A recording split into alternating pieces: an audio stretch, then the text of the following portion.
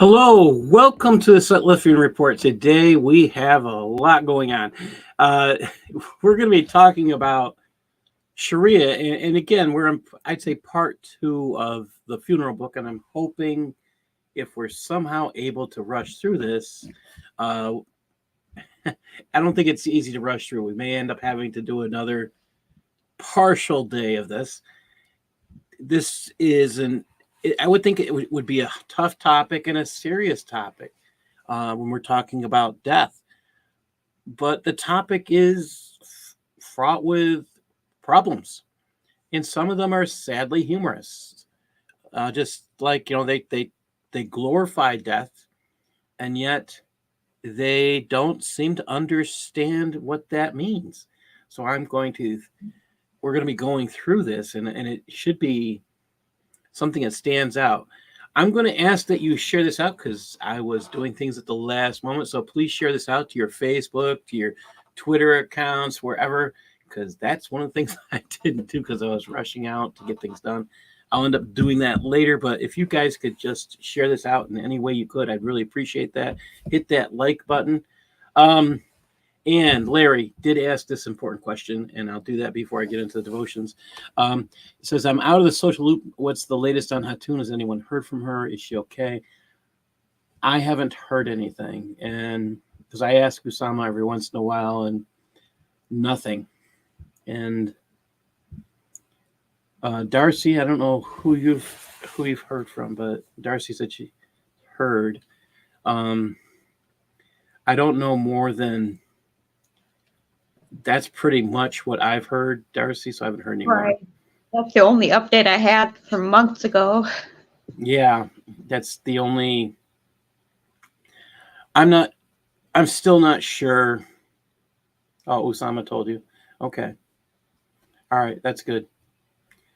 I'm just concerned because I haven't heard, and I just haven't asked again, so I'll check. So that must mean if Usama told you, that must mean he's actually talked to her, because last time I asked, she hadn't really talked to him. So all right, that's a good thing. Thank you, God. I've actually been worried about that. I know my church group is actually praying for her, that she'll be able to get through whatever she's going through.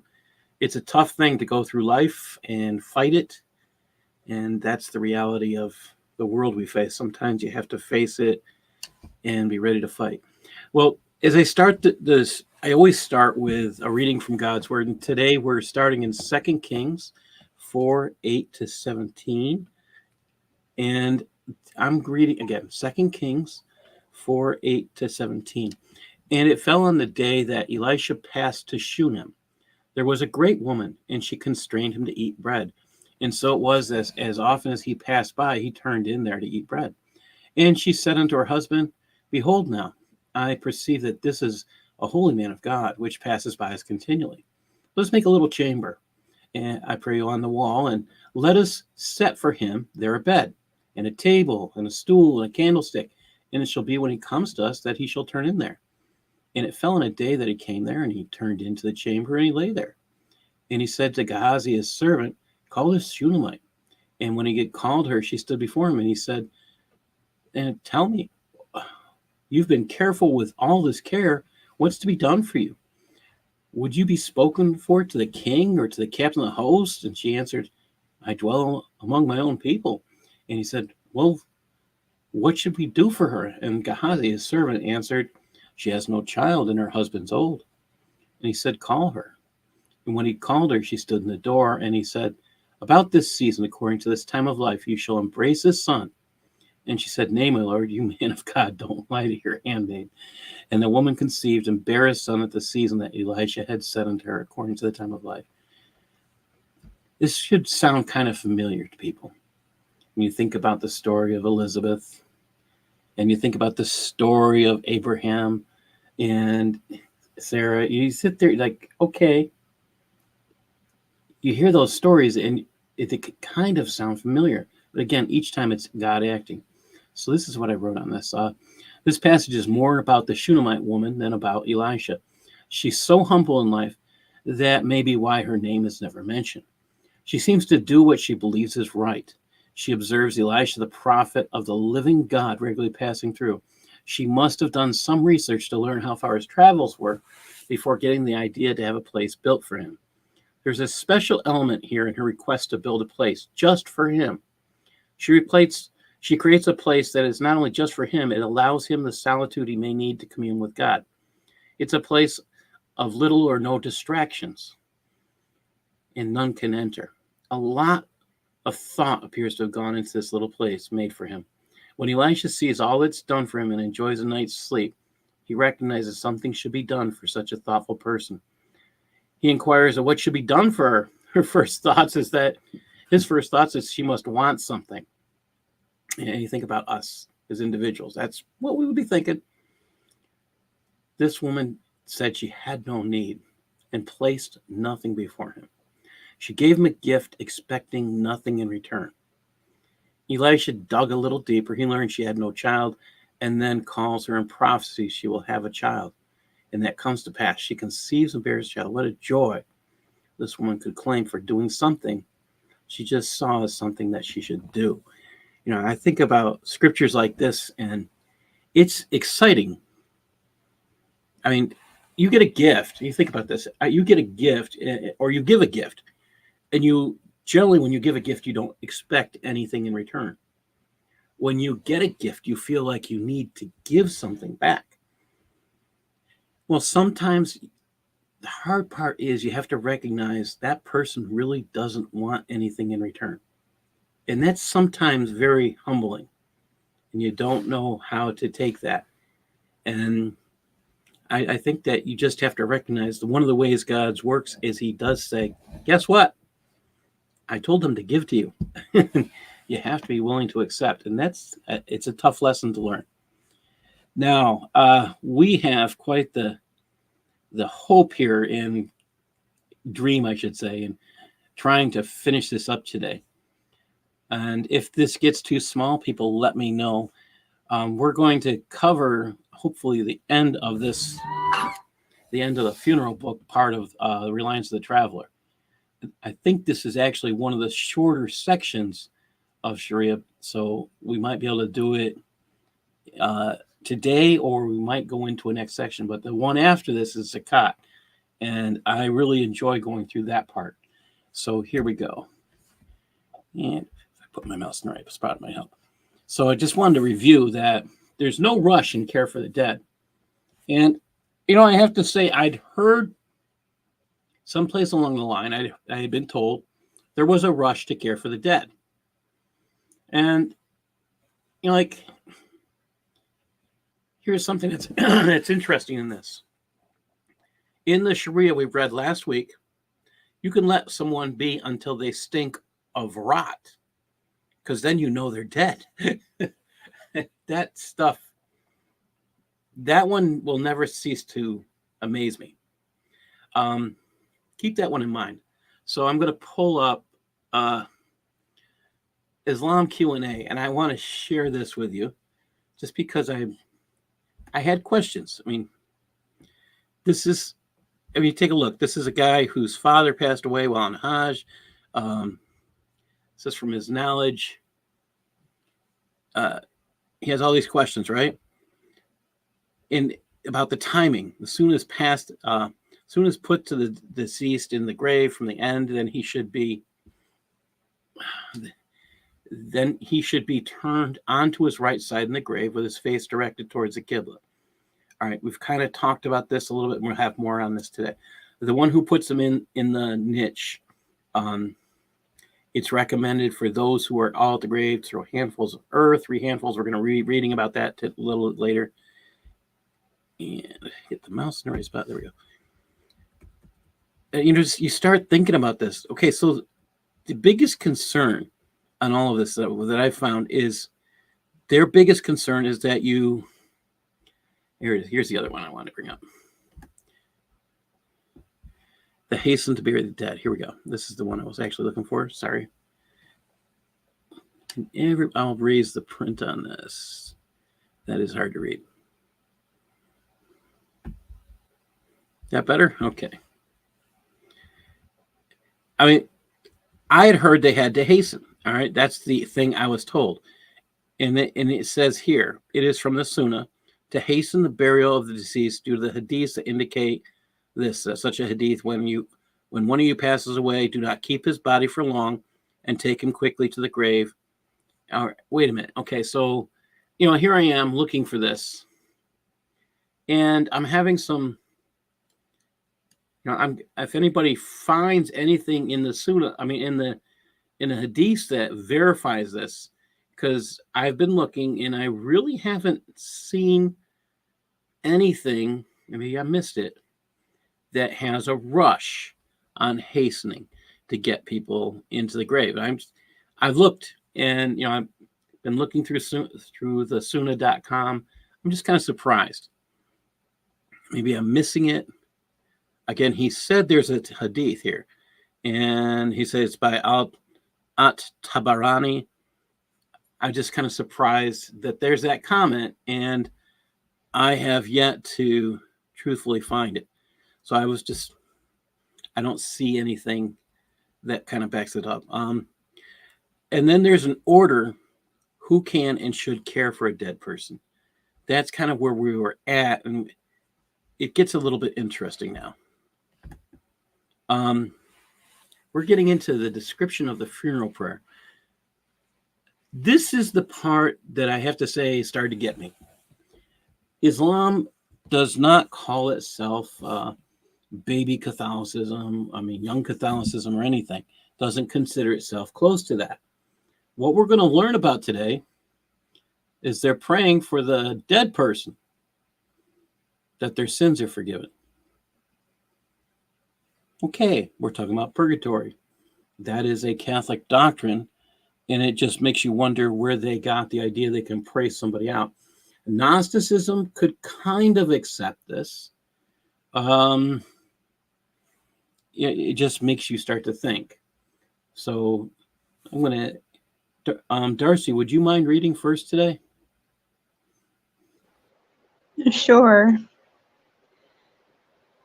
Description of the funeral prayer. Then one intends to perform the prayer. One must keep in mind its obligatory character, though not need explicitly intended as a communal obligation. One may confine oneself to merely intending to pray for Allahu Akbars over the particular deceased person as an obligatory act, without intending its being in fulfillment of a communal obligation. The intention must coincide with one's opening Allahu Akbar. It is valid for someone to perform a funeral prayer for a dead person who is absent, while following an imam who is praying over a dead person who is present. It's almost confusing, the last part of that. It's valid for someone to pray for a funeral over a prayer for a dead person who isn't there, while following an imam who is praying over a dead person who is present. So you can only pray for someone who isn't there, a dead person who isn't there, when you're in the presence of a dead person. You can't have that done. That's quite an interesting statement. All right, can you read one more, Darcy? Sure. G4.7. One says Allahu Akbar 4 times in the funeral prayer, raising one's hands to shoulder level at each one, and it is recommended between each one to fold the right hand over the left. The funeral prayer is not invalidated by adding a 5th Allahu Akbar, even intentionally, though if the imam adds one, the follower does not do likewise, but simply waits to finish with him when he just says the salams. So here we get into more invalidation. They didn't say it, but they hinted at it. Oh, if you copy the imam when he prays an extra, he'll say takbir an extra time. And the interesting thing is in the Arabic here, it says takbir. It does not say Allahu Akbar. And I find that interesting. Every time they've mentioned Allah Akbar in the Arabic, it says takbir, because it's I understand why, because this is an instruction for the imam. The imam is the one saying takbir, and the follow-up is the people will say Allahu Akbar. That's the interesting part of that. All right, let's go on. And let's see.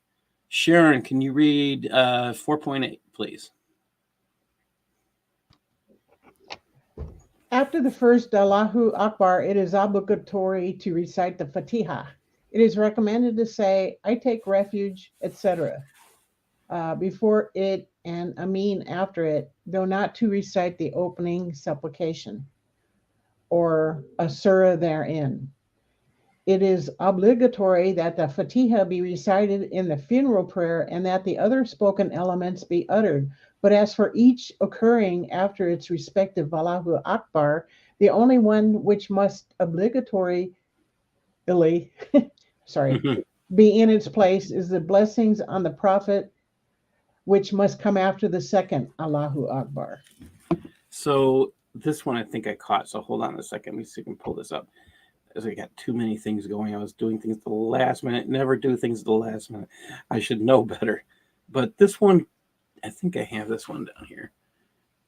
This was just kind of surprising. 84.8, I think it is. Yeah. So I'm going to read what it says in the Arabic. I just didn't post it in. So in the Arabic, it says, he should recite Al-Fatiha, obligatory, after the first one. And it's recommended to seek refuge and safety without. Don't understand the previous purpose in saying that. The opening and the surah, it's obligatory to recite Al-Fatiha and the other verbal pillars of prayer for the dead. So they're using the term pillars, and they're talking about elements here. It's just interesting. And the part that got me, you see where it says the only one which must obligatory be in its place is the blessings on the Prophet.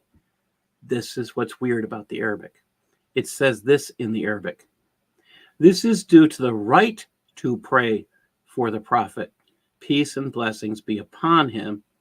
It must be after the second takbir.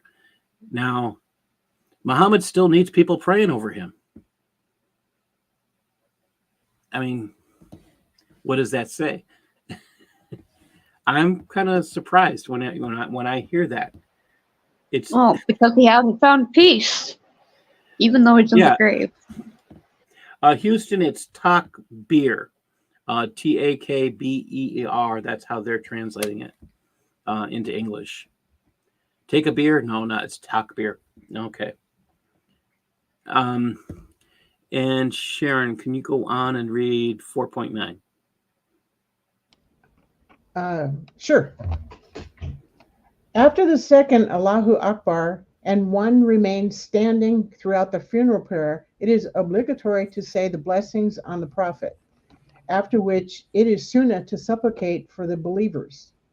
It is also sunnah to bless the folk of the Prophet after blessings upon him, and to say Alhamdulillah before it.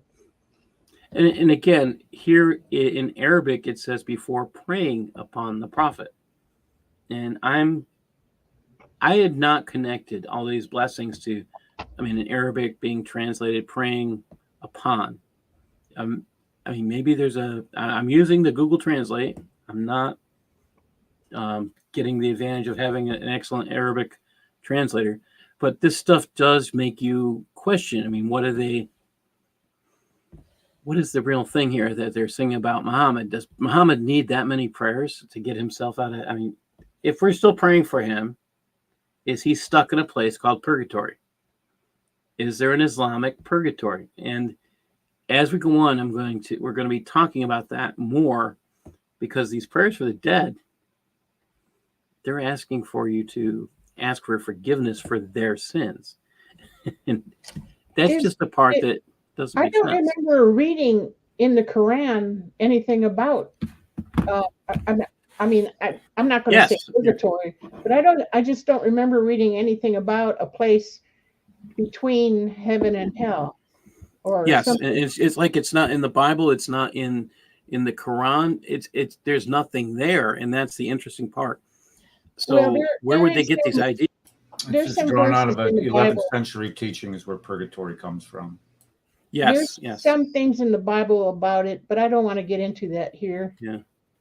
Yeah. But it's very, I think it's kind of shocking that I didn't expect this, that we'd be talking about purgatory. We're talking about Islam, but they're the ones who put it into the funeral prayers. And I didn't expect that. All right. Let's see. Who's next up here? Dr. Kufar, would you like to read G 4.10? G, where am I at? Okay. Let me make it here for you. Okay. After the third Allahu Akbar, one supplicates for the deceased. The recommended supplication is, O Allah, this is your slave, the son of your slave. He has left the zephyr of this world and his spaciousness, in which were the things and the people he loved, for the darkness of the grave and that which he will meet. He testified that there is no God but you alone, without a partner, and that Muhammad is your slave and messenger. You know him better than we, O Allah. He has gone to remain with you, and you are the best to remain with. He is now in need of your mercy, and you have no need to torment him. We come to you and desire for you, interceding for him. O Allah, if he did well, treat him the better, and if he did wrong, disregard it. And through your mercy, show him your good pleasure and protect him from the trial and torment of the grave. Make his grave spacious for him and distant the earth from his sides. And through your mercy, protect him from your torment until you raise him and send him safely to your paradise. O most merciful of merciful. This is an optional supplication. The minimum is mentioned below in G413F. I think this is, again, we're getting on the edge of Islamic purgatory. I had not conceived of this, and I had been told about it, but the only one I've heard actually spend some time on this is actually Lloyd De Jong. He mentions it in a couple of things, but I sit there like, whoa. I mean, I guess the first time I hear some things, sometimes I think sometimes I need to swallow them a bit better. But this is a topic I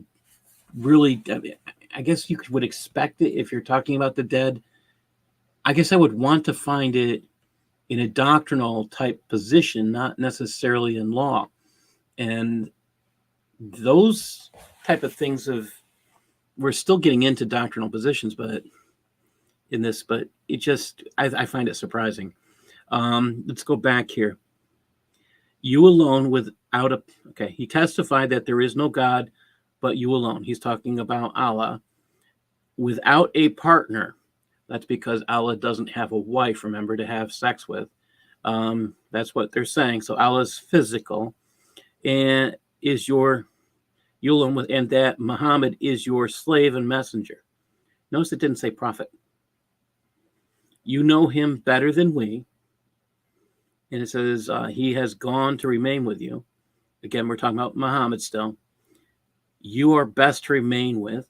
He is now in need of your mercy. So Muhammad needs Allah's mercy now that he's dead, and he's been dead for decades, eons. Now we're into centuries. Millennia. Wait a minute. Why does he still need mercy? Was he that evil? Does he really? Taking him thousands and thousands of years to burn up. I don't know. This is quite a statement. Muhammad was so evil that he needs the mercy of Allah from every Muslim anytime somebody dies. Mercy praying, I should say. It's Allah's mercy they're asking for, but they're asking people to pray for Muhammad. It's quite a statement. I don't know if anybody else sees that, but Any other comments here from anybody? All right. All right. Seems conflicting to have torment in the grave prior to being raised up. I would think purgatory is after being raised up from the grave.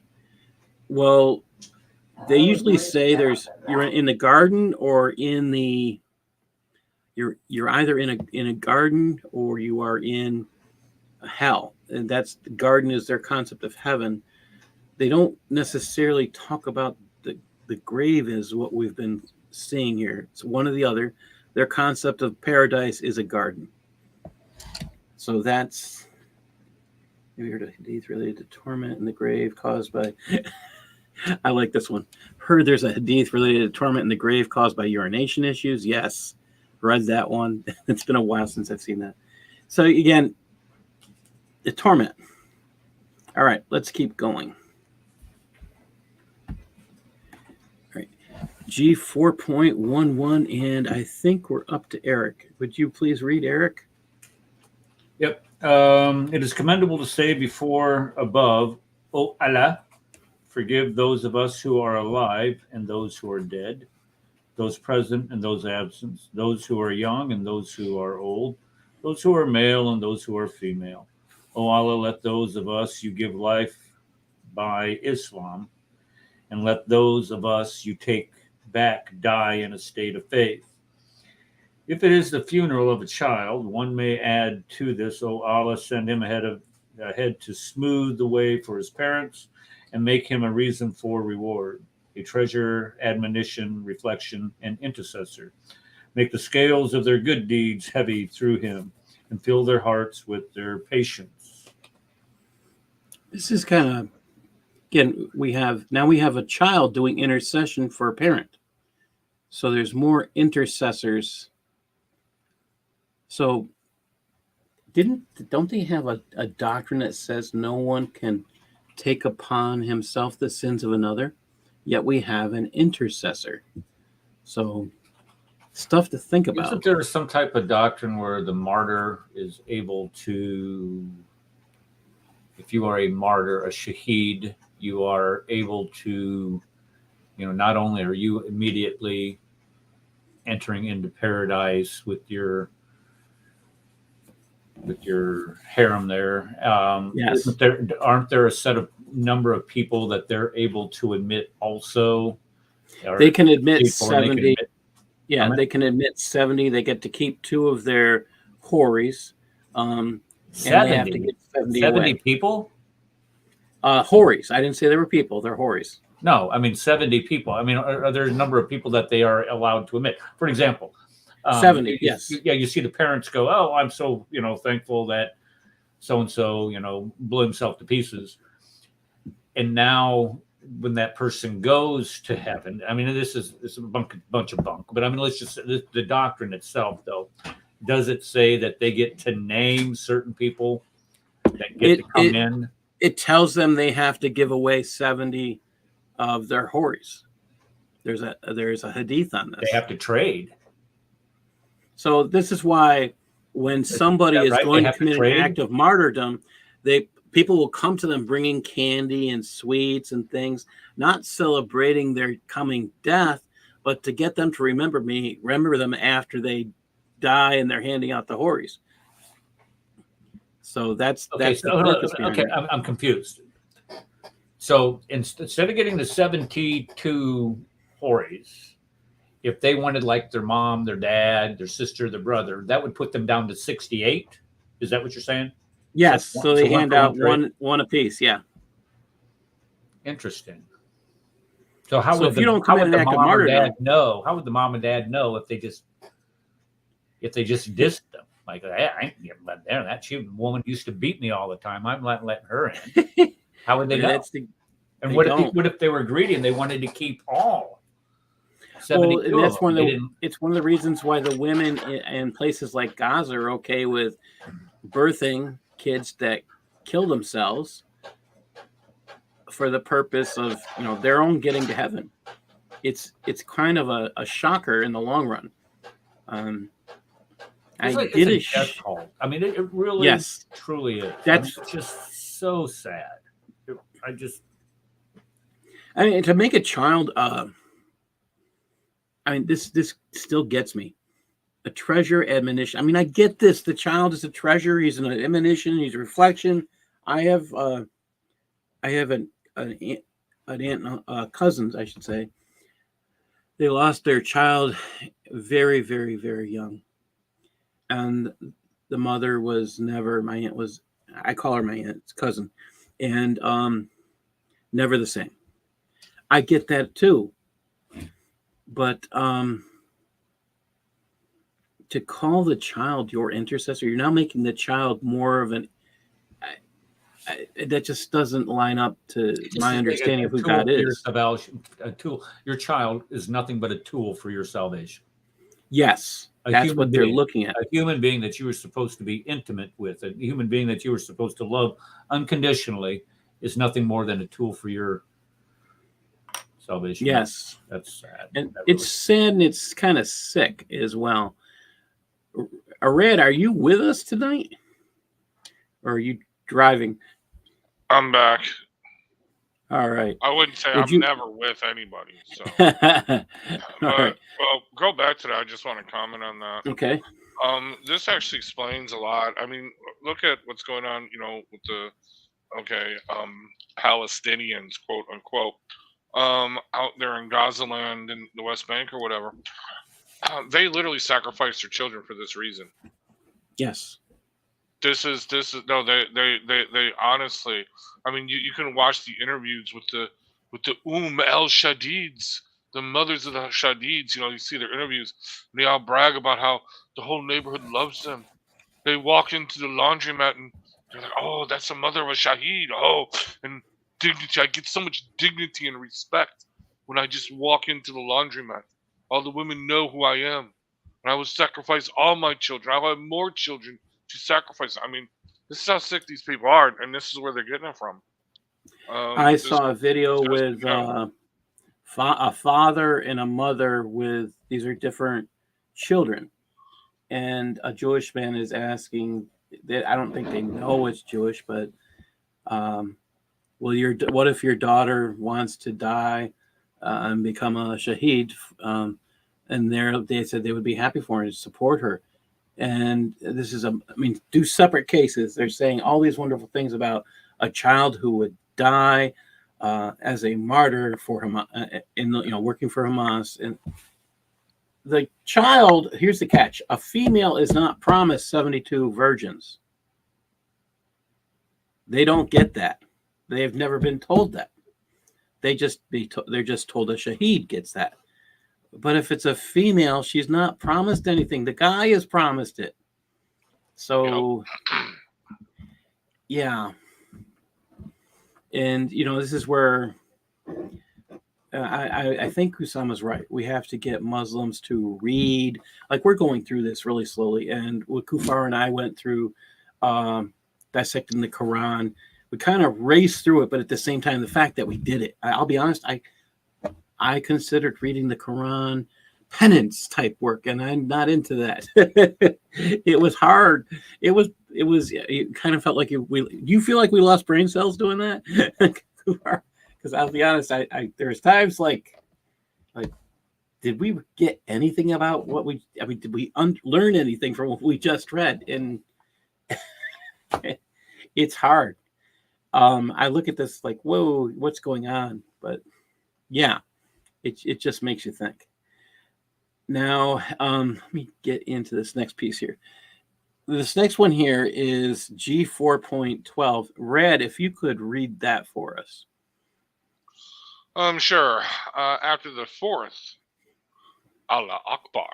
So they're reciting Allah Akbars at a funeral, I take it? Well, they're saying, the Imam is saying takbir. That's usually what it says in Arabic. Okay. And I don't know why they're saying it. They're putting the Allahu Akbar there instead of takbir. I think the purpose is that they think the English speakers know more what Allahu Akbar means more than takbir. Okay, all right. So basically, after the response to the takbir. Okay.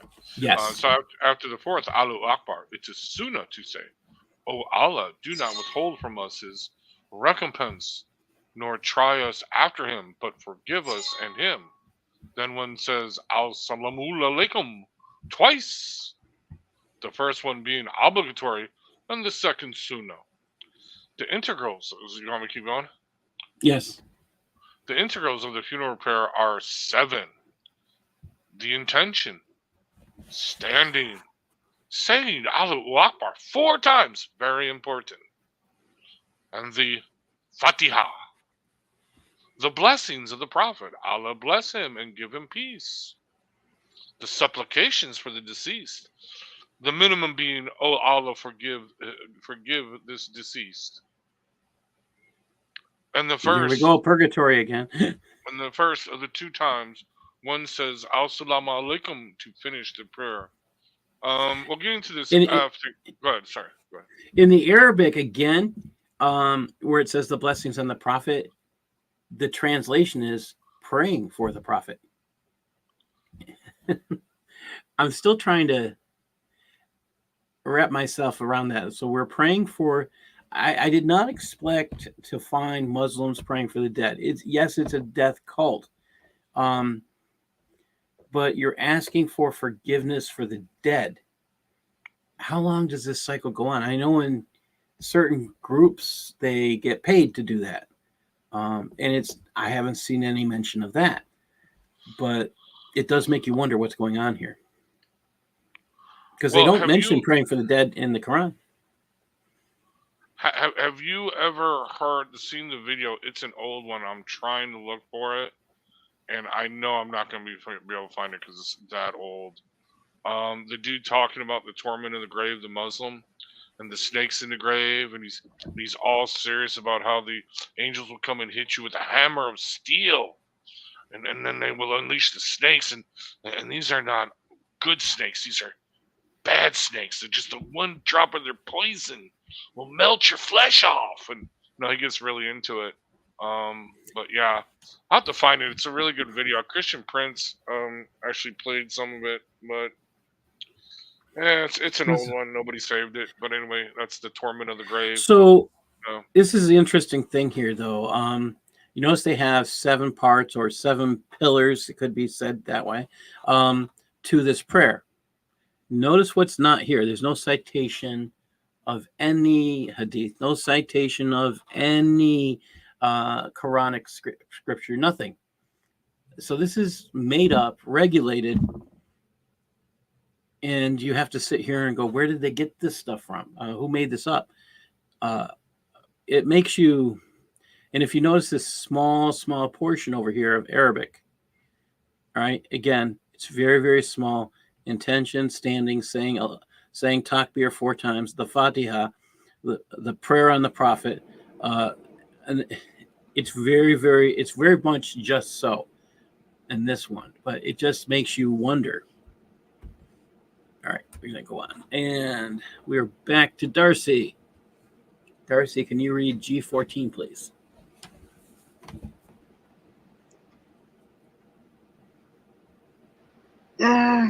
Okay.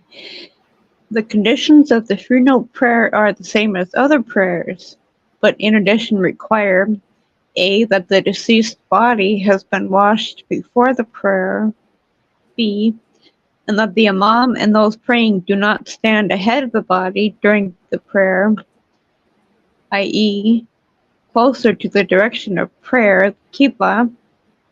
It is offensive to perform the funeral prayer over a body before it has been shrouded. If someone dies under a pile of rubble and it is impossible to take the body out and wash it, then he is not prayed over. And take a look at this. So right here, so you have the dead person.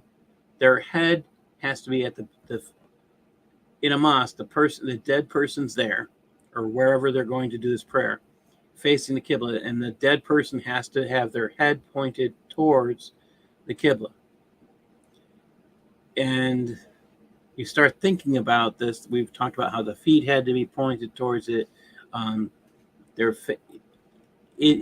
it's almost like you have to turn the person sideways so their face can face. It's a little confusing. Is your head facing it? Is your face or your head? I mean, you have to sit there and try and figure out what exactly is meant here. Direction of prayer.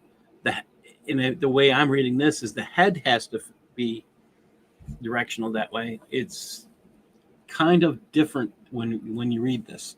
Could anybody else have a comment? All right. Can you start 4:15, please? Darcy? Yeah.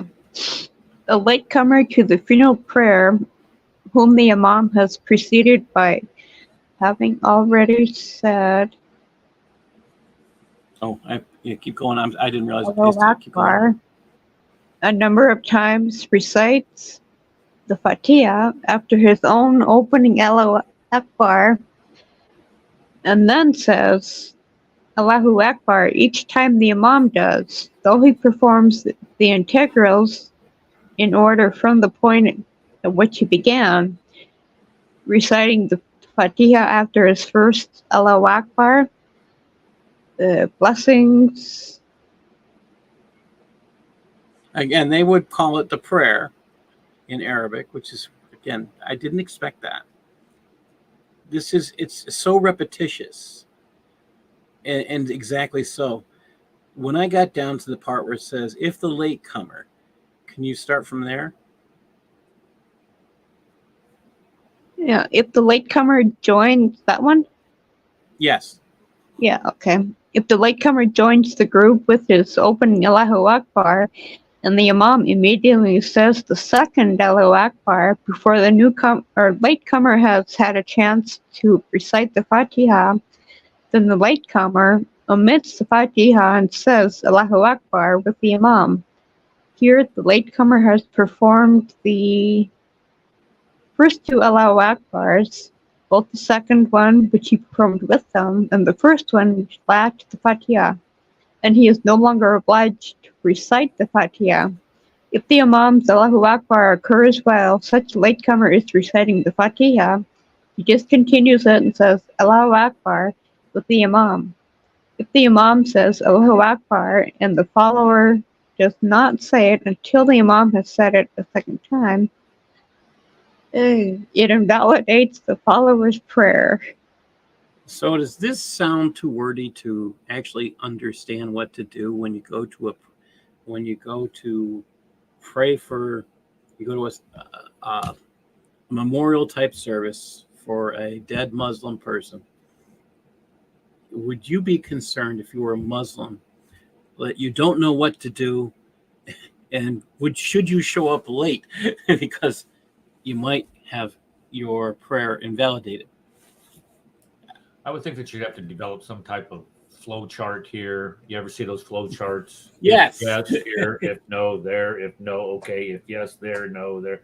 And that to me, that's exactly what you would have to do with this. I mean, it's just so absurd to word things. If you fart, leave. I mean, if you do this, leave. If your prayers are no good here. Yeah. And God help you if you fart at a funeral. Now, that would probably be grounds for that lynching that we heard about.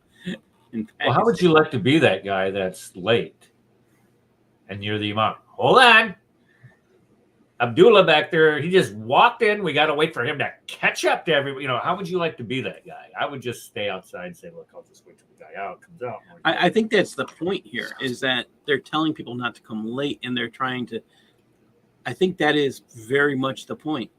Don't come late. If you're going to be late, don't bother, because we're going to invalidate your prayer if you make a mistake. I mean, this is that Gnostic thing. If you have that special knowledge, okay, you're fine.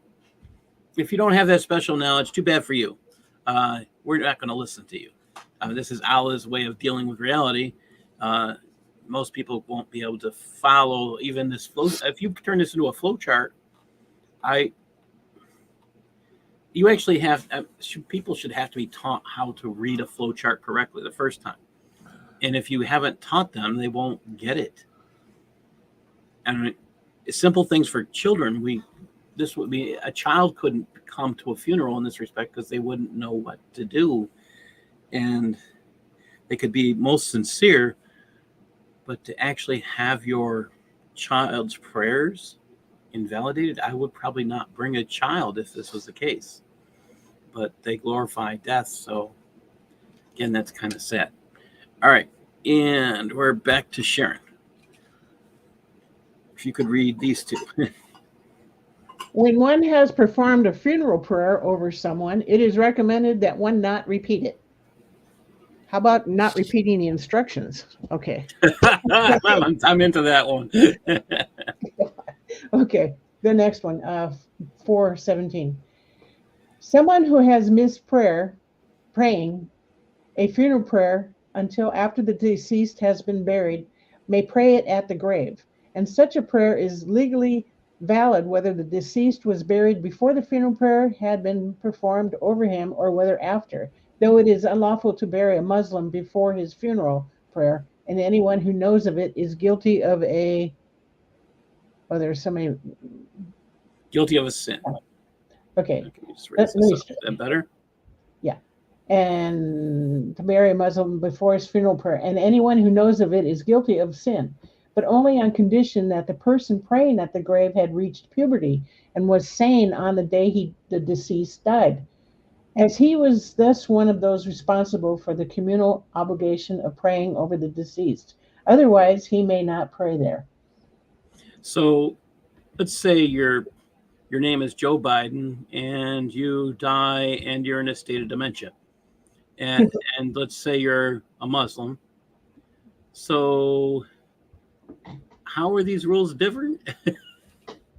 We don't care if we bury you first. We'll pray over you after you're in the ground. I mean, I might have an Irish funeral and have a beer or two. I'm sorry. Well, no, yeah, the Muslims are not supposed to have alcohol on this earth, but they have tons of it in the afterlife if you make it to heaven. You have a whole river of alcohol flowing down the road, down the river. Like, oh, that's one of the things I will never grasp, how it's okay for the afterlife, but not okay here. I would think that would not be kosher type thing. But it would not be halal is what I should say. All right, we're rushing down. Eric, you're next. 4.8, please. 1.8. Praying over the dead who are not present. It is permissible to perform the funeral prayer for an absent person whose body is out of town, even if not far, even if the body is not in the direction of prayer, which the person praying faces. But such a prayer does not lift the communal obligation from the people of the town where the deceased dies. It is not permissible to perform the funeral prayer over someone who is absent from the place of prayer when the body is in the same town, though this is permissible if it is at the edge of a large city and the problem and it is a problem to reach. So hold on a second. We can't pray for this guy if he's in the same town or city. We have to go to the other place he's at. But if we live in a larger place, we can pray over the dead person. Isn't that what that's saying? But it doesn't provide, like everything else, it leaves much of the details out for qualifying what is the city, what is the distance, what all that is, you know. We're probably back to, what did we say? It was like 48 miles, or if you travel about 50 miles a day, you can't. It's probably about that. Oh, wait, they're saying city, so it's not 50 miles. Yeah, you're right. They haven't defined it at all. Travel. Yep. And so that would be up to, self-appointed imam who's going to interpret the law according to the way they feel about it. And then you're going to have some other imam say, no, that's not the way it's supposed to be. It's the way I'm interpreting it. And then you're going to have a church split. And the next thing you know, you're going to have a bunch of fatwas issued against each other, and they're all going to be dead because nobody knows what the definition of a city is. That sounds about right. All right, Eric, can you do 4.19 as well? Yes. If a part of a body of a person whose death has been verified is found, then it is obligatory. This is got. Okay, let me start over. If a part of the body of a person whose death has been verified is found, then it is obligatory to wash, shroud, and pray over it, even if the part is a fingernail. Or, I'm sorry, or hair. Every little part has to be prayed over. This So is really these are the problematic. guys that with blow these suicide themselves bombers. up. I mean, So how many prayers do we have going on for the dead person who blows themselves up? Let me get this eyelash off the third floor balcony here and pray over it. As there's no difference between a little and a lot, provided that the part was separated from him after death. And provided, oh, okay. Well, there you go. There's the qualifier right there. Separated for him or her after death. Provided the rest of him has not been prayed over, or it has, then it is not obligatory to pray over the part. Okay, so if it's during death, you don't have to recover all the parts and pray over all the parts. And if you find a piece of him over here, like a thumb, we found a thumb one morning, then you don't have to pray over it, but you have to turn it over to the. Yeah, and don't forget to shroud it. Well, I don't know what they did with it, but yeah. This stuff just, I don't know. I just, it's the details they put in here and in some of the nonsensical stuff that goes with it. You pray for, I mean, this is like the God of exception. We keep calling Allah the God of exceptions. Do this, but if he's got to have these exceptions all the time. Pray for every part, but if it was separated after his death, so somebody chopped him up after he was dead. Wait a minute. If he blew up, that caused his death. I'm kind of confused in that one. That's what I'm trying to figure out, especially in the day of suicide bombers.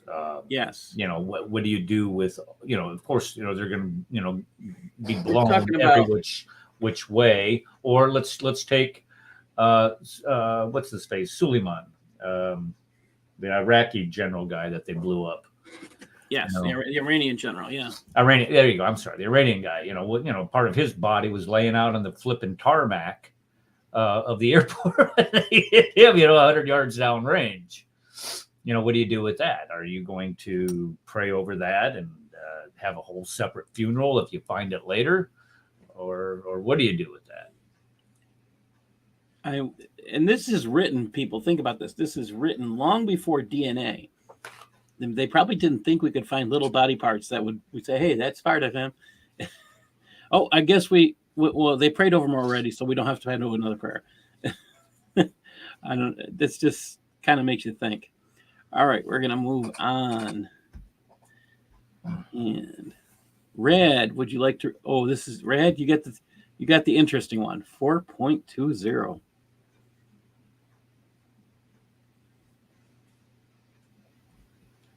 Are you with us, Red? Oh, I guess he's dropped off. I'll read it for him. Let's see, G4020, right? G420. Okay, it's unlawful to wash the body of a martyr, even if in a state of major ritual impurity, or the like, or perform the funeral prayer over him. A martyr must mean someone who died in battle with non-Muslims from fighting them, as opposed to someone who died otherwise, such as a person killed out of oppression when not in battle, or who died from fighting non-polytheists, such as Muslim transgressors. It is recommended that war gear be removed from the body, such as a breastplate and the like, and it is best to bury the martyr in the rest of his blood-stained clothes, since it is the effect of worship, though the responsible family member may nevertheless remove the garments and shroud the body before burial. Yeehaw. So let's get this straight. The guy who is going to earn 70 people their pass into heaven, their concept of heaven, he's going to give 70 hories away. His body is not treated with as much respect as the person who's going to get a free pass. Well, I'm Is thinking that what that I'm getting here? the blood, I think the blood is supposed to be some type of cred to get yourself into heaven. Yes. Show up into heaven and say, "Hey, look at all the blood I shed for this, this death cult we're in. Look at me. Let me in. I get my 72 right now. The rest of y'all, they had to wash you, and you just died of old age or whatever." But it almost is the humor here is that it's almost saying, well, if you had to wash, you're not good enough. That's that Gnosticism again. Oh, special knowledge. I'm a martyr. I get special privileges. You're not a martyr. You don't get special privileges. And how do we tell? One of us is washed. One of us isn't. right. Wow. Can you imagine? I mean, this kind of threw me when I first read it. Like, wait a minute. And Dr. Lloyd DeJong had this highlighted, and I just sat there like, whoa, okay. I would not have expected that. Less care for a martyr after death than the regular person. That says something. All right. Dr. Kufar. Oh, bummer. I thought he was going to be with us.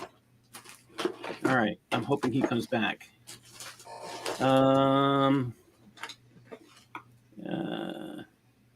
Okay. Bummer. He had to go. All right. This is one of the reasons I was hoping he would be with us. This piece here. Darcy, can you read 4.21 all the way down? Okay. A premature baby, meaning one born before 6 full months, that dies, is treated as an adult if it gave a cry, sneezed or coughed when it left the mother, or showed movement. Treated as an adult, meaning it is obligatory to wash, shroud, pray over, and bury the baby, since its life and death have been verified. If it did not, then 1. If it had reached 4 months in the womb, which is the time at which the spirit is breathed into it, then it is washed before burial, but not prayed over. 2. But if it had not, it is only obligatory to bury it. So what's wrong with 4.21? That's the first red underlined section. What's wrong? What does it tell us that Islam doesn't know? 9 months is a full term. I'm not sure what is considered premature. 8 months. I believe it's 8 months. 8 months before you. It depends on the maturity. I mean, so you'll meet women who give birth before the 9 months is up, and it depends on the size of the baby you got. My friend's one of their little ones was born, and the baby fit in the palm of my hand. It was probably one of the most shocking things that they let me. I was too scared to hold it, but they wanted to let me hold the baby, and I'm just like, I'm too scared to hold a little one that would fit in the palm of my hand. I was scared. I was 24, 25, and just thinking that's awful small. I'd be scared to be responsible for anything. But that baby was about 7 months, I think. Yeah. Very, very small too. Did it live? Yeah. Yep. She's married, has kids of her own. Oh, wow. That's great. Yeah, but anyway, the problem here in this number 1, the time at which the spirit is breathed into it. So it was 120 not days. human before that. Yes. So they do not consider, so you can have abortion up to 120 days. And that's what it's saying. You're right. They're saying there's no humanity in the person. There's no life in the baby. They don't believe that life begins at conception. They believe life begins when you reach 120 days. That's why they can have you come from a blood clot as part of their embryology. Because embryology is a dead blood cell. I'm sorry, a blood clot is a dead blood cell. So it's one of the things that's always baffled me. I thought Dr. Kufar would be here to have some fun, but this is the part that gets me. How can you, so easily, and even in death, they diss the babies. I get number 2 where they say if you should still bury the child. Yes. But this is an allowance for abortion before even abortion is mentioned of. That's the thing. And 120 days.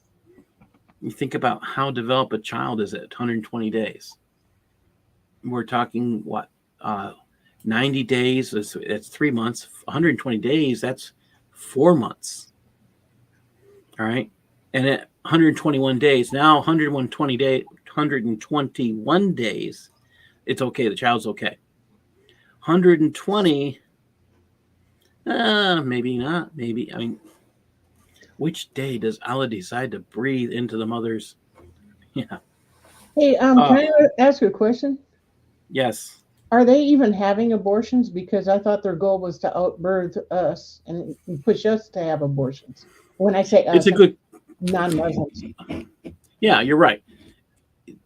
It allows for it. So, like, if let's say a certain care imam got caught, like as he did this a couple years ago, enjoying muta with a contract with basically a prostitute, another Muslim female, that he paid her for his time and enjoyment of her services for a limited time.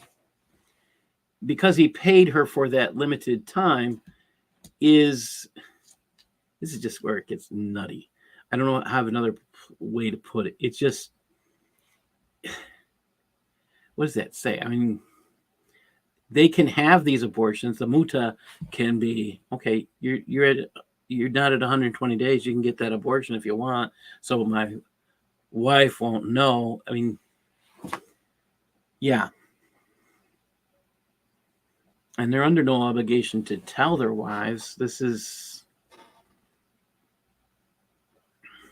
It's problematic. It's kind of a double-edged sword the way I look at it. It's an allowance for something they say they don't believe in. Yes, it does allow for it. Is it happening? I think it's happening on a scale we're not familiar with or know of. We don't define those statistics, which would be interesting if we actually did collect statistics on this concept. All right. And let's see. You just read, right, Sharon? So who just read? I think it was Darcy did. Yeah. So Darcy. Sharon, can you read 422 and 423? Yeah. 422. The burial should take place immediately after the funeral prayer and not be delayed to wait for anyone besides the responsible family member, provided he is reasonably nearby. If not, it is not to be feared that the condition of the body will change. Though if this is feared, then the family member is not awaited. Should I just go on? Keep going. Yeah, just keep going. 423. It is best that the bier The buyer be carried by its poles, sometimes by 4 men, one pole on the shoulder of each.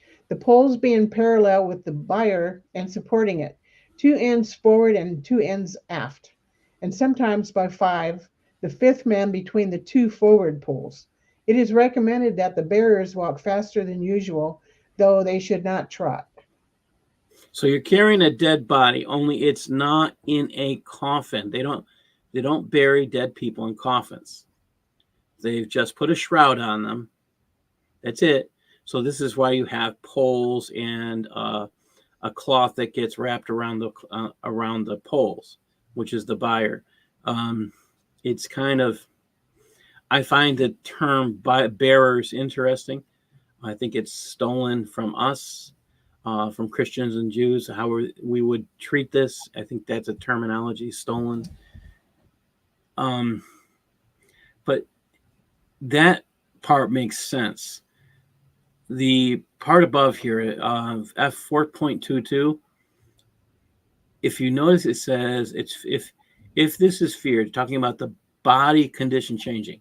So if the body's going to rot, again, they're not putting it in a coffin. So they're worried about the stench. That's what they're talking about. I thought The they body buried changing. within one day. No. Huh? Yeah, that's the point. That's where I was pointing out earlier, is that they don't have to. I think it's a misconception that we get told this, but it's not necessarily true. I'm curious, Eric. Have you heard that they have to be buried by a certain point since you were overseas? My understanding is that they have to be buried within a day of their death. That's my understanding.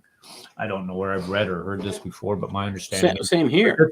This is exactly why when Muslims start saying that they're all these past prophets of Judaism and Christianity or whatever are buried in Mecca, we know it's not true, because there's no way that people that are residing and acting out through their entire ministries up in Israel, up in Jerusalem or in Judea or that region of the world would ever die there and then be transported to Mecca for burial.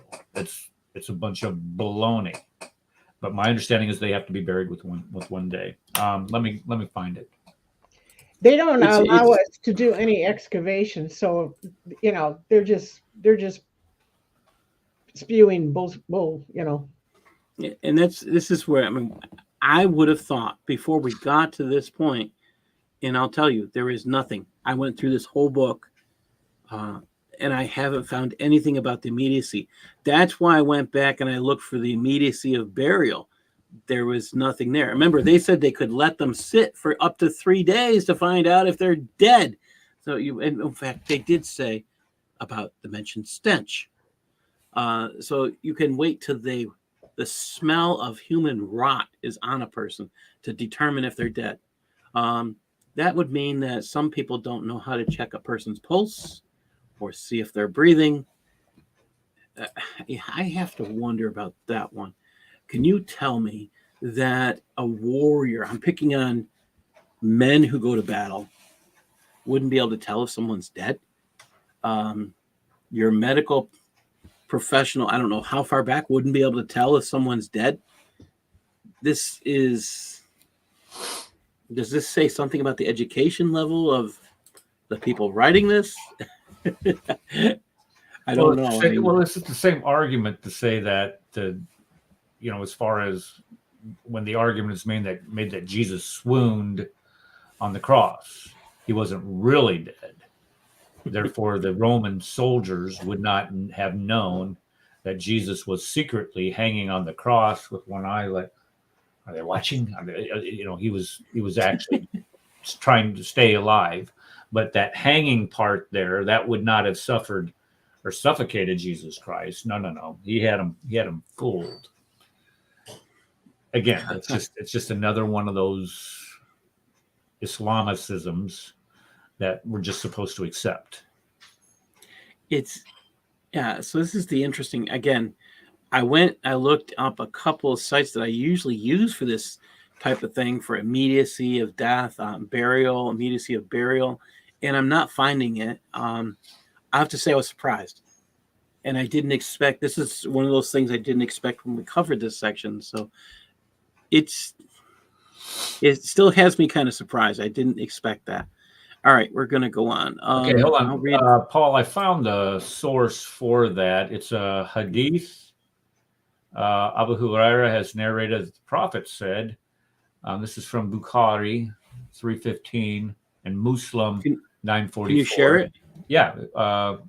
Yeah. Oh my gosh. You would ask me to do something like that. No, that's not it. Present. Share screen. There we go, right there. Can you see this? Yeah, it's just kind of. Let's see if I can. All right. raise Well, this. let's enlarge. You need to grow a little bit larger. Yeah. Okay. There we go. Okay. Reject all. Okay. Right here. Make haste. Can you see that? Yes. Okay. Make haste in burying the deceased, because if it is the janazah of a pious servant, then enjoin this goodness with its station quickly.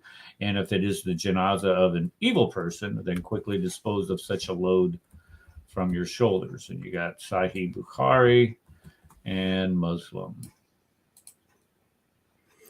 So yeah, so inform me when he is dead and make haste.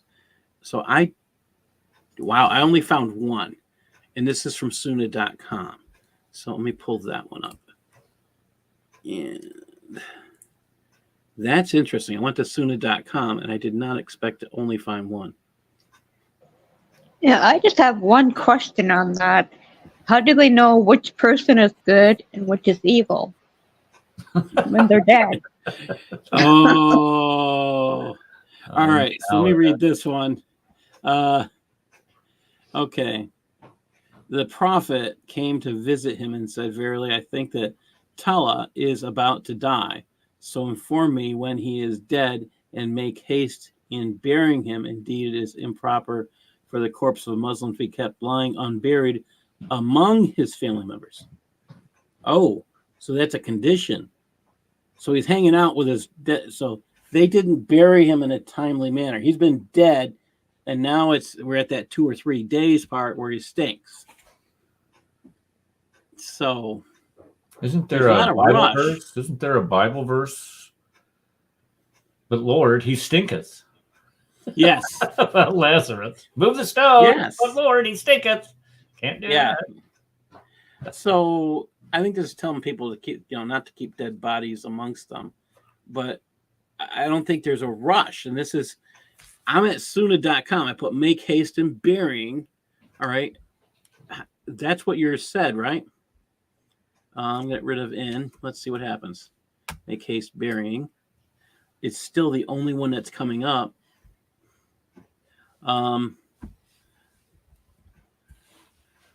Rush burying. Let's try that. I mean, this is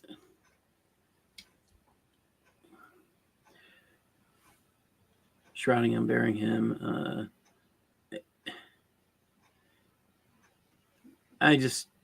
I was kind of surprised because this is the one place I thought I might find yet. Well, type in Bukhari. Here, I'll put both of these in the. Okay, what's the number? I'll put them in chat, private chat. There, I put them in private chat. 1315. Let's see. So we'll find out. 1315.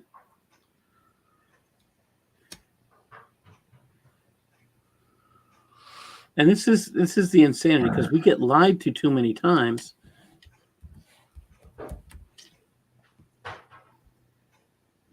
There we go. Hurry up with a dead body, for if it was righteous, you are forwarding it to welfare, and if it was otherwise, then you're putting off an evil thing down your necks. It doesn't tell us what that means. If it was righteous, what was righteous? Gardensofpeace.org. And it says religious importance of burying dead. And it's got this, I'm assuming this is an Arabic site or a Muslim site, but that might be assuming too much. Hold on.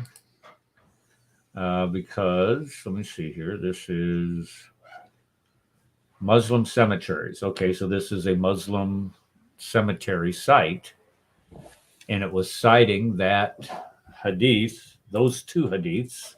What was the other one? The other one was Sahih Muslim 944. I'll go to. Okay, here we go. Muslim 944. Make haste at a funeral. If the dead person was good, it is a good state to which you are sending him on. But if he was otherwise, it is an evil of which you are ridding yourselves. Make haste at a funeral. So you're at the funeral, you're making haste. Haste. It's not saying what you're making haste about. Maybe putting the guy in the ground. Okay, let's get this done with. It doesn't say that there's a need to get somebody in the ground quickly. 943. One day in the course of his sermon, Allah's messenger made mention of a person among his companions who had died and been wrapped in a shroud not long enough to cover his whole body and was buried during the night. Apostle of Allah reprimanded the audience that a person was buried during the night in a state the funeral prayer could not be offered when it became a dire necessity for a man. Apostle of Allah also said, when any of you shrouds your brother, he should shroud him well. Again, so this statement that they have to be buried quickly doesn't follow Shariah, which is a total mind number. I mean, that's kind of, again, doing this research, I think this is one of the things that's actually important. So if you are a mortician and you're being hurried, oh, we got to rush and get this body in the ground, ask them for their scriptures to say they got to do that. Because even their Sharia has no push on this, which is, honestly, I was surprised. I didn't expect that. I don't think any of us did. And you know, the sad, sorry truth is I've read this I don't know how many times, and I never really caught it. All right. G424, it's recommended for men to follow the bier to the place of burial close enough to behind it to be considered part of the funeral procession. Okay, so you have to be part of hang out and be part of the procession. It's offensive to follow it with fire or incense burners, which are likewise offensive at the burial. Let's see, it's dark. You want to be able to see where you're going. Don't put a light on. Oh, wait a minute. It doesn't say light. You can't turn the light on. It says you can't have a fire or incense. Do they bury people at night? Probably not after what we just read. Okay, we're back to Darcy. Can you read G5.1, please? Sure. Burial. Then the deceased is buried obligatorily. It is best to bury him in the cemetery. It is unlawful to bury someone where another person has been buried unless the previous body is completely disintegrated, such that nothing of it remains, neither flesh nor bone. It is unlawful to bury two people in the same grave unless absolutely necessary, as when there has been much killing or death, in which case a wall of earth is made between the two bodies as a barrier.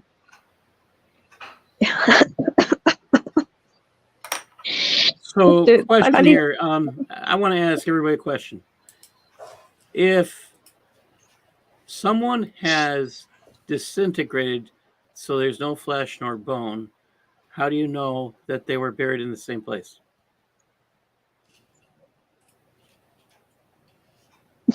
Anybody got an answer to that? Not me. Oh, me, it doesn't exist. Maybe the marker's in the wrong spot.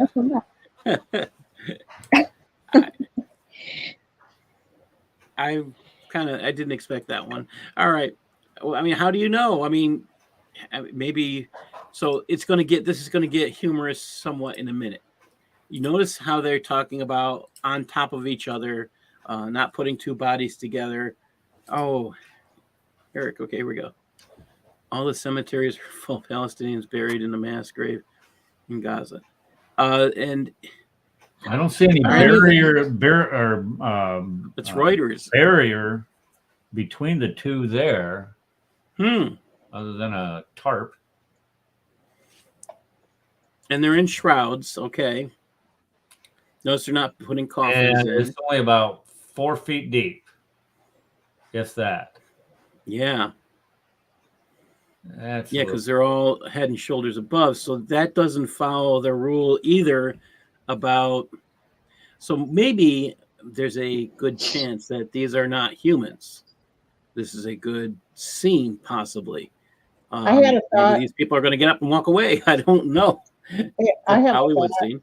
Maybe because there were so many, maybe some imam made a fatwa that was okay.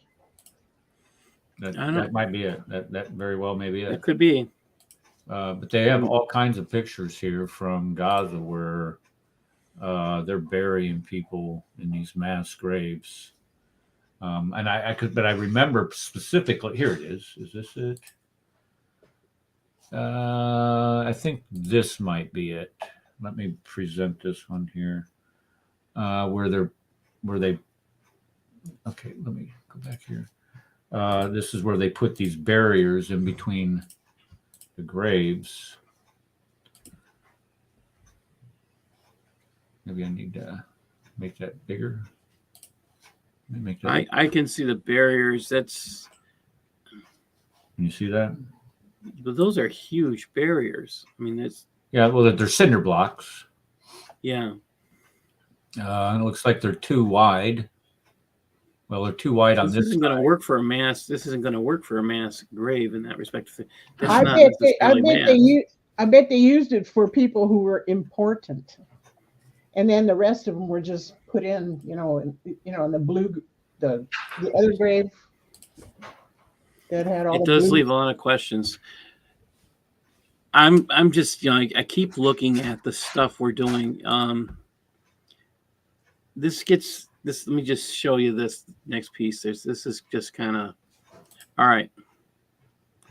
And did I push the wrong button? I like your little piggies. Oh, okay, here we go. I like them.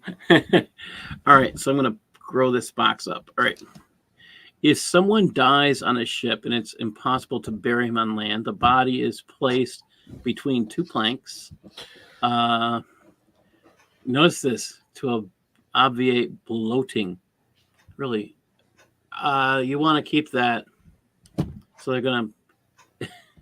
So they keep the pressure so you don't have that stench. Okay, so that it reaches shore. So they're going to bury him at sea, and they're hoping he doesn't reach shore, even if the inhabitants are non-Muslim, since a Muslim might find the body and bury it facing the direction of prayer. Oh my gosh, that would be a horrible thing. Digging the grave. The obligatory minimum for a grave is that it conceal the odor. Eric, were they deep enough in those last two pictures we saw? No. So they violated Shariah. Okay, especially the dirt. That it's sand. They're burying them in sand. And folks, if you know anything about sand, it's very porous, and water can seep through it, odor can seep through it. That's not deep enough. I mean, I'm sorry, unless you're going to put some type of, I don't know, some type of powder barrier. What was the type of powder? Tarp. You put the powder down there, something like lye or something on there to keep it from an odor from rising. Wow. It's recommended to dig the grave wider than the obligatory minimum. That is depth equal the height of an average man. I don't think that's working either. With his arm fully extended upward. Now we're talking maybe 6 feet, maybe higher. Neither one of them has followed this. So the Palestinians are either doing Pollywood because they think we're too stupid and not catching them. This could be interesting to have a discussion on these graves. Oh, you insist on Shariah, but it's not convenient to you follow it even in depth of those. I mean, yeah.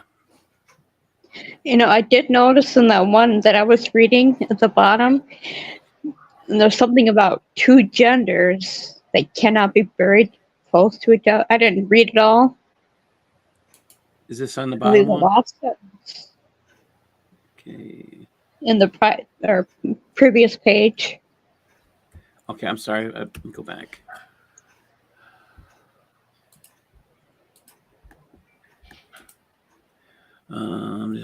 Back previous. Okay. It's also unlawful to bury two people in the same grave unless absolutely necessary, as when there has been much killing or death, in which case a wall of earth made between the two bodies as a barrier. If the bodies differ in gender, this is even more imperative, especially when two people of the same gender are not related. So they're worried about their death, well, one dead person touching another dead person, and their different sexes. Wow. Again, you have sin continuing after death. So you can commit sinful acts when you're dead by touching hands with the dead person next to you. It just sounds worse than it is. Oh my God. I'm going to have to go shove my head in the snowbank after this. All right, so this is their idea of a grave. So even the stuff that Eric showed us,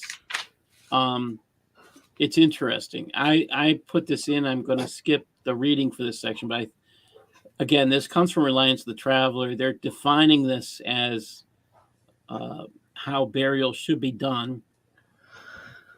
And again, you're not burying people. I think if you use this method, you could probably dig one trench in several different shelves. And as you fill the shelf, fill the area up, then you would probably get away with digging one hole and having people buried on different levels, following all the directions. So it just makes you wonder. I mean, those shallow graves, it doesn't seem to make any sense. And if you look at the length of this person here, he's definitely, or she is definitely buried more than their height. And it just kind of makes you think. All right, we're going to skip on. Let's see. Eric, can you read 5.3, please? 5.3. It says men should bury the dead even if the deceased is female, in which case the best suited is the husband, if able, and then for either sex, those listed in the funeral prayer preference order of G4.3, except that when the two are on the same level, such as two sons or brothers, the most learned in sacred law is preferred to the oldest, unlike the order for prayer. The purpose, therefore, being knowledge of the rules of burial, which a learned person is likely to know better than others. It is recommended that the number of men burying the deceased be an odd number. I don't know what their infatuation is with odd numbers, because you keep hearing this odd number thing, and you hear it. We heard it in prayers. We heard it in now the amount of people that are involved in the burying process. It's just, what is causing this odd number fascination? I think Muhammad didn't like even numbers. All right, we're back to Darcy. Can you read 5.4, please? Sure. Let me change that so you can see it better. Okay. I can't read the proof. It is preferable to conceal the grave. All I can see is placing the body in it. A blanket is stretched over the grave about half a meter above the level of the ground. Helpers holding each corner, while another person stands down on the grave at the foot end, ready to take the body from the bier or bier. This is especially necessary when burying a female, and is done because something might be disclosed of the deceased that is desirable to conceal. The head of the deceased is placed near the foot of the grave, foot meaning the end, which will accommodate the feet when the body is in place. And the body is slid from the bier head first. It is recommended for the person burying the deceased who was standing in the grave taking the body, and there may be more than one, to say to the deceased, in the name of Allah and according to the religion of the Messenger of Allah. We're going to go on. All right. We don't have to. All right. If you could continue all the way down to the end of that section. All right. So the first, number 2 says to supplicate Allah the forgiveness of the deceased. Okay, we have I'm prayers thinking. for the dead again. Got to get them out of their sin. Yeah, to place a block as a pillow for him, and to pull back the shroud enough to lay his cheek directly on the surface of the block, as it is more repressive of loneliness, and to place the deceased upon his right side. It is obligatory that the body be placed facing the direction of prayer, the Qibla, and this is absolutely necessary. If buried facing the other way or lying on his back, he is disinterred and reburied facing the direction of prayer. The lateral hollow dug into the side of the grave where the body is walled up with blocks after the body has been placed in it before filling in the grave. It is sunnah to use 9 blocks. And this is just, I mean, so they use rocks for pillows. They consider using a pillow a waste of money. I mean, that just kind of surprised me. I mean, a lot of care for the dead, but yeah. Let's see. Sharon, can you read 5.6, please? Yeah. The person at the graveside sprinkles 3 scoops of earth using 2 hands into the grave.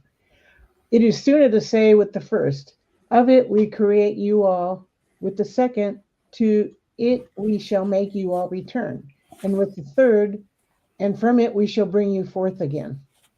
Quran 20:55. Then the grave is filled in using shovels, after which one stays for a moment. 1, to instruct the deceased.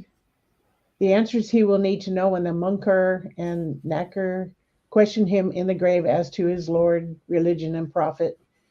2, to supplicate for him, such as to say, O Allah, make him steadfast. O Allah, teach him his plea. 3, and to ask forgiveness for him.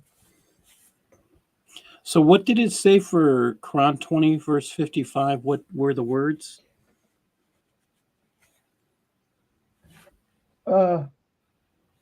It's and. You're talking about that first section? Yeah, where it says and from it. Can you read that? Using the 2 hands? Into the grave? And from it we shall bring. And from it we shall bring. It's 1, 2, under 5.6. It's 5.6, and you read. It's okay. Let me just start from the beginning. The person at the graveside sprinkles 3 scoops of earth using 2 hands into the grave. It is sooner to say the first, of it we created you all.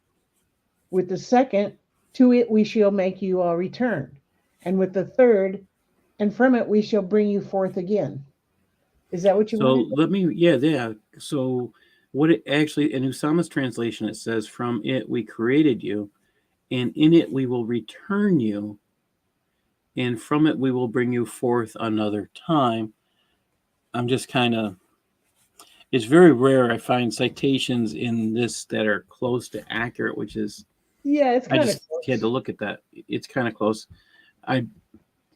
Sometimes I wonder, I mean, it's, yeah. And they don't seem to understand the concept of supplication very well, as we've seen. So it just makes you wonder what's going on. All right. Eric, I know this is this too small? What? Is this too small for you? What?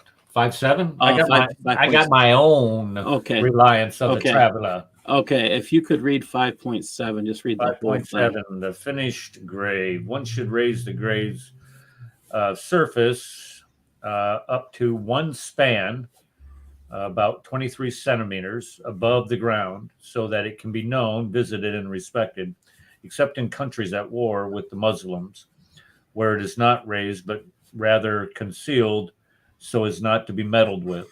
And to make it top flat is better than mounding it. No earth should be added when leveling it to what is excavated from it. It is recommended to sprinkle water over the grave and to put pebbles on it. It is offensive to whiten the grave with plaster. Number 2, to build a cupola or house over it. 3, to put a kulak or perfume on the grave, as it is of no benefit and wastes money, or rose water. Number 4. Wait, Eric, are they saying that if the body stinks and you can smell it, don't perfume the site? That's what it's saying, evidently. It's a waste of money. Wow. Take the stench. Well, that means they didn't follow Shariah to begin with, right? Well, how would that be? Well, you were supposed to bury it so you couldn't smell. Well, it's going to eventually smell. I mean, it's eventually going to seep up through the ground. But if it's lower than 6 feet, right? If it's 6 feet will do it. It'll keep it from doing that. But in that sand, it's not going to work, right? Right. If you're only like 4 feet there in that sand, no, you're going to smell that stuff for months. Yeah. Let's see here. Number 4, to place an inscription on it, whether it is the name of the deceased or something other, on a board at the head of the grave or on something else, unless the deceased is a friend of Allah, which is defined, or a religious So you scholar. You can do this, but you're not supposed to, but you can't. Right. Yeah, more or less, yeah. Or a religious scholar, in which case his name is written so that he may be visited and honored. It is not being offensive. And then number 5, to put a pillow or mattress under the deceased. It's offensive. Yeah, offensive. Those things that are offensive. Okay, I but think wait. there's more. If you cannot build a house or cupola over it, so why is there a house or something over Muhammad? Now Yes. quit making Yeah. sense. That's not That's a right. good Don't be point. don't expose that hypocrisy. You're doing that here. Yes, there is I would say, mausoleum for Muhammad. Yes, the prophet gets his. Well, he's not really a prophet; he's a messenger, according to the Quran. But yes, I mean, you've got to ask all these questions. It's important. Now, my question: did Muhammad get a pillow? Does he have a mattress, or is he sitting there in a sack? And is he under? I mean, there's a lot of good questions here. Was he actually buried more than 6 feet underground? Yeah. I wish somebody would go in there and excavate that. I would just love to know what was in it. Well, the question is he really there? Yeah. And if so, can we verify that was? I mean, I don't know if we could actually verify if it was him. I mean, there could be characteristics we could look for. I mean, very large man and maybe short man. Well, according to some White of guy. the pictures, he had big feet, and then yes, he'd probably be bones by now. If that. Yeah. The deterioration, I don't know, because if it's Medina, is it? Yeah, there's a lot of questions. All right, let me get back to this. Is the last section, and I think I need to go back one, but yeah. Let me get this to go back.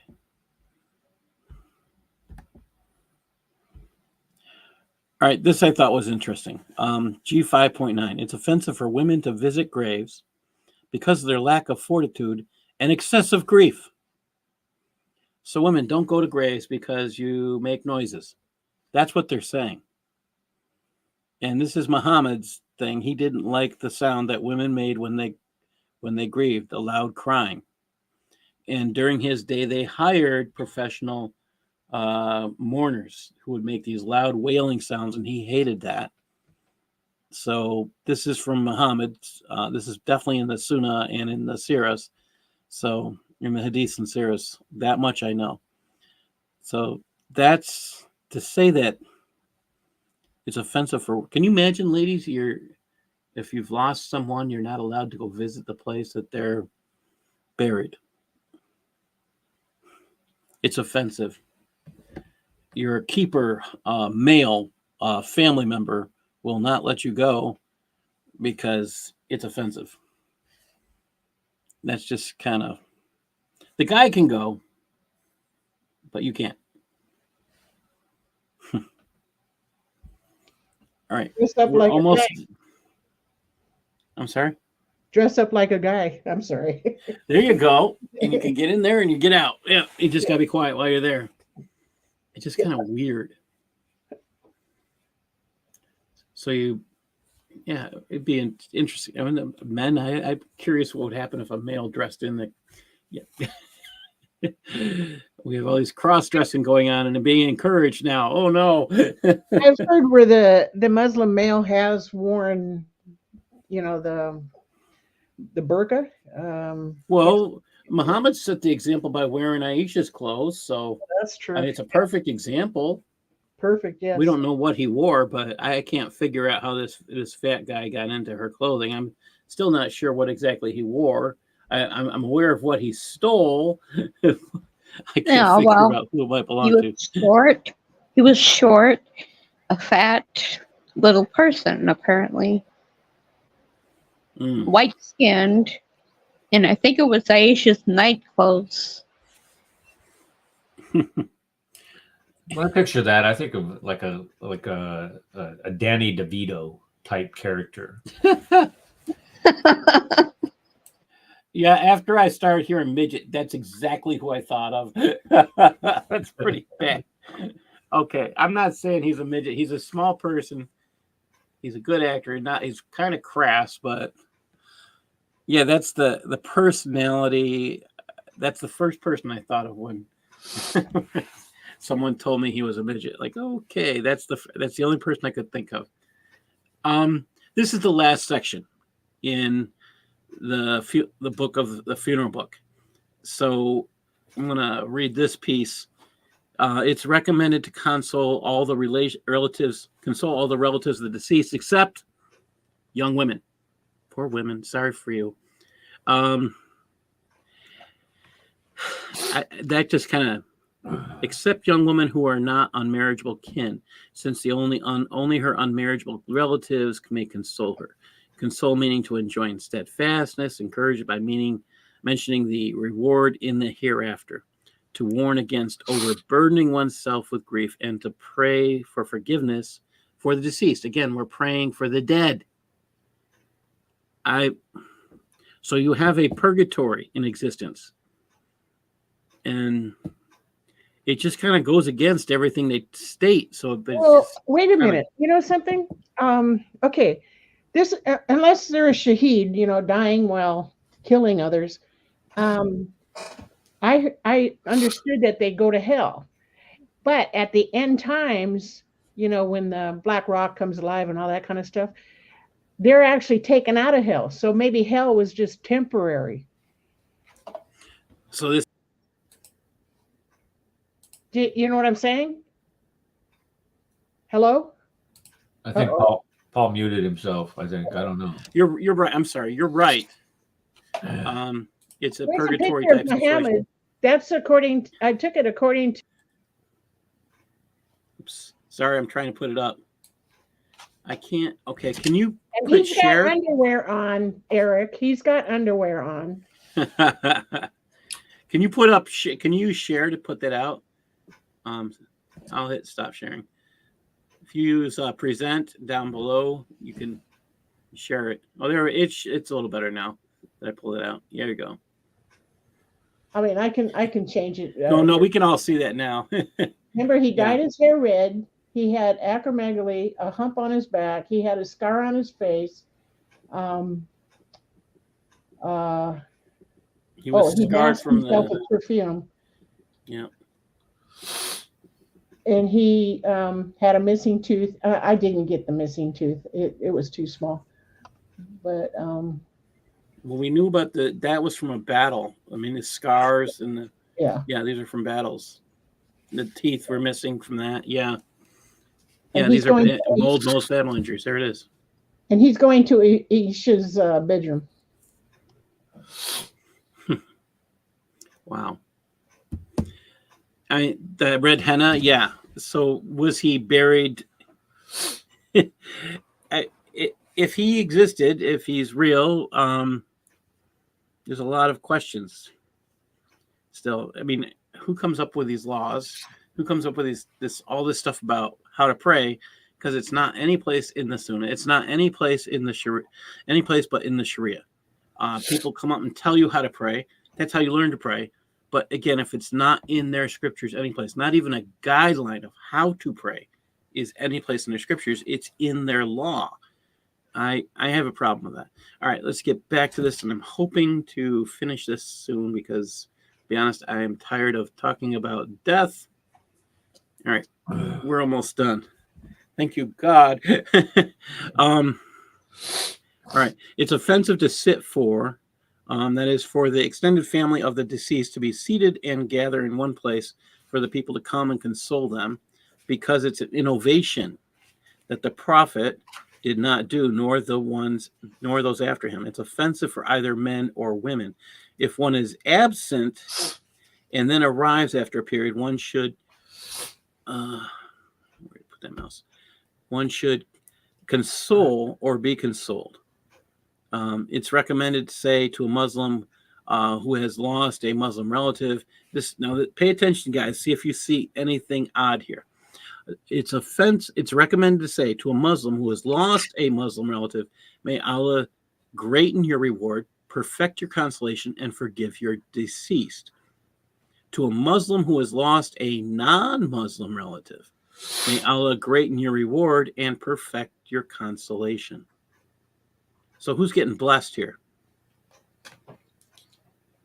Not the person who's dead. That's for sure. That's not the non-Muslim. Yeah. Right. Yeah. The only one that gets blessed here is Muslim. And to a non-Muslim who has lost a Muslim relative, may Allah perfect your consolation and forgive. You're not getting any protection. And he's not going to forgive your deceased. But we're going to say it anyways. Allah doesn't like the people who don't like him. So it's kind of, and again, these are recommended things. So you can appear to be nice. Yeah, so you can get more rewards for every relative that dies. I mean, what? Yes. Yep. This is kind of nutty.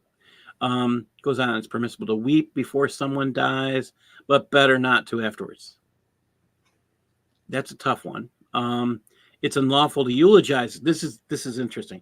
It's unlawful to eulogize the dead, lament in a loud and raised voice. This is what Muhammad was against. The eulogize part surprised me. Slap one's cheeks, rend one's garments, or dishevel one's hair.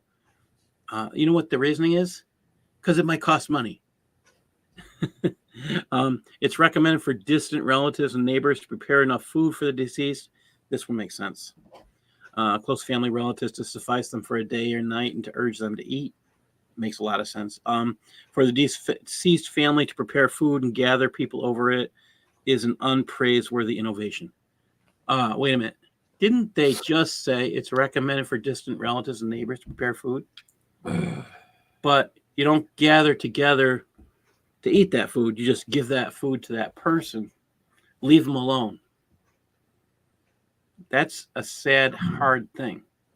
I think at that point, I mean, death is hard for people in different ways, but it's especially hard after people are left alone. I know that's when it hit my dad hard after mom died. All right, we are done with this. Now, I do have some good news. And I was just sharing it earlier. Let me see if I can show it. And I have a new book coming out. And this is the new book cover. Can everybody see that? It's a new devotional. Hebrews, a devotional on the supremacy of Christ. So that should be coming out pretty soon. And I have another one called 1 Corinthians, Paul's letter to the wayward saints of Corinth. So that should be, hoping they'll come out in the next month or two, trying something new and how I publish these. So if this works better, maybe I'll be changing how I've been publishing for a while. I'm kind of getting excited about that. I am so happy we are done with covering the Book of the Dead. Yet we are talking about a death cult, and I think that Eric is right. This is definitely a death cult. I didn't expect to get into a topic of, that this is just. But to talk about purgatory, I didn't expect to get into that. I expect we can constantly get into Gnosticism. Kind of have to expect that. All throughout, anytime we're talking about Islam, we're talking about a Gnostic faith. Secret knowledge gets you secret things. Privileged knowledge gets you privileged things. I actually heard that one of the people on my Facebook list, or somebody in a group, said that purgatory did exist, but then now it doesn't.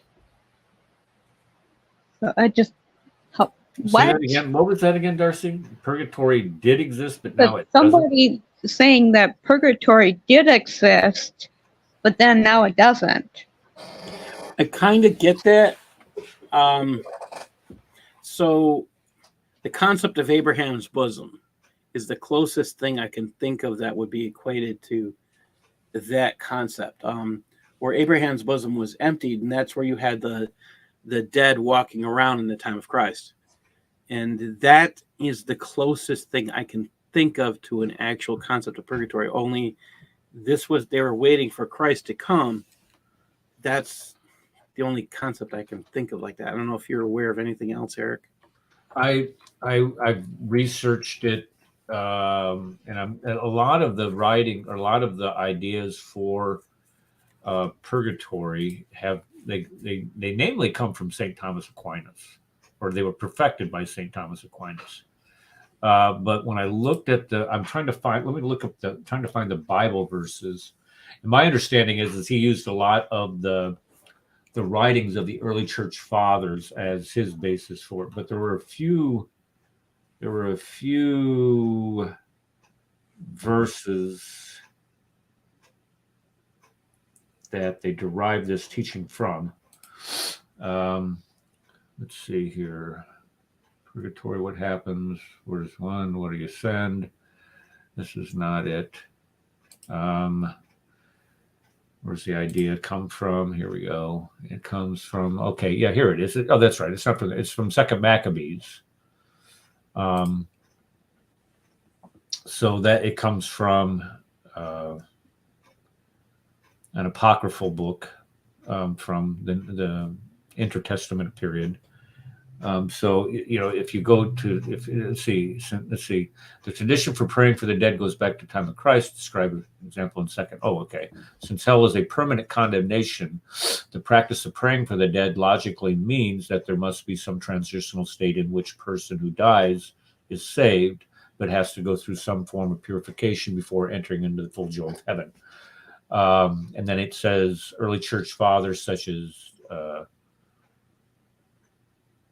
I didn't know Josephus was an early church father.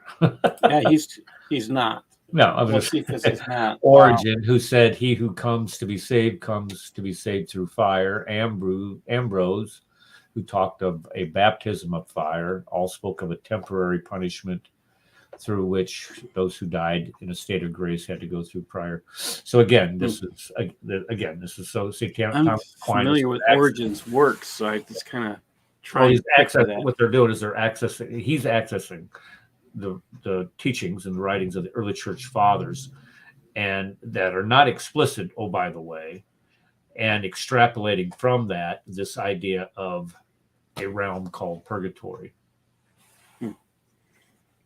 I haven't done a lot of the research in about 20 some plus years. Well, I had to do it. when I was in one of the classes, my doctoral program, I think it was systematic theology, was one of the. Well, I can't. It doesn't matter. I remember I had to research and write on that idea as far as its origins and applications. Well, we have covered a lot today, and I want to say thank you for getting through a tough section. Next week should be rather entertaining because we are talking about zakat, and that is how the money will be spent and how it's to be. Anything you can think about this collection. Now, is zakat and how it's used? If you haven't heard this stuff, it will shock you. You can think about all the current uses of that you'll hear about for Muslims, how they're collecting money and the purposes that they're using it for. I am talking about financing jihad. I am talking about things you're not allowed to use. When Muslims hear of an organization like let's say a student organization, they say, oh, we're a zakat organization. And it's a student organization or it's a school, guess what? You can't use that for that. So they're trying to tell people they're a jihadi organization so they can receive money. So you have to pay attention. This is one of the things you can discover when you look at ISNA's past magazines,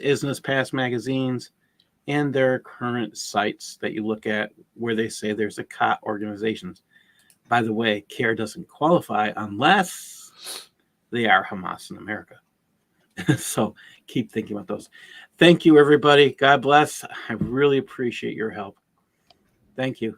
Thank you, Paul. Any last words? Oh, God. This has been I'm so glad to get this part done because to me it was dreary. God bless everybody. Thank you. All right. Have a great night. God bless. God bless. Good night.